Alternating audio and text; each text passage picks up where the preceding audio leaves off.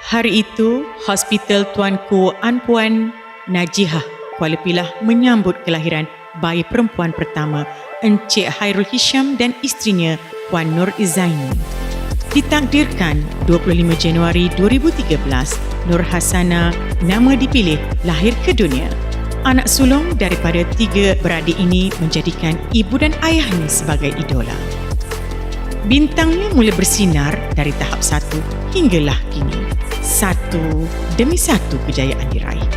Antara anugerah pencapaian terbaik BPD tahun 3, 4 dan 5 serta anugerah pencapaian terbaik WASA bagi tahun 4 dan tahun 5. Tidak terkecuali terserlah juga dalam bidang co-curriculum.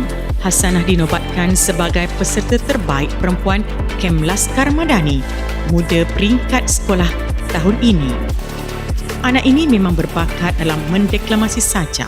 Buktinya, beliau selalu johan deklamasi sajak peringkat sekolah dari tahun 1 hingga tahun 6. Ini hari aku belajar mengenal alif, ba, ta.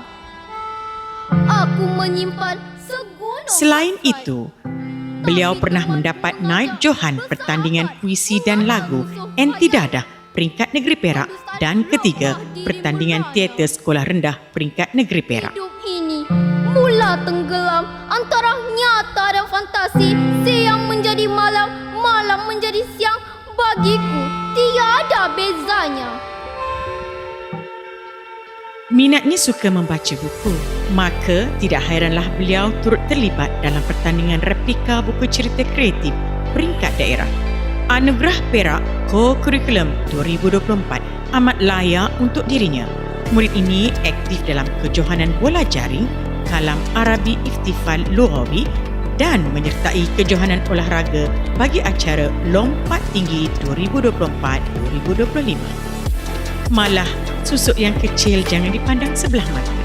Hasanah juga merangkul gold medal bagi acara Kyorogi dan Breaking Technique dalam kejohanan taekwondo remaja daerah Hilir Perak. Anak gadis ini berimpian menjadi seorang usahawan satu hari nanti. Katanya, jadilah seperti padi, semakin tunduk semakin berisi, semakin berilmu semakin merendah diri. Ketokohannya diakui oleh semua warga Dalarama. Justru, beliau jugalah yang dipilih memikul jawatan utama sebagai pengawas sekolah tahun 2025.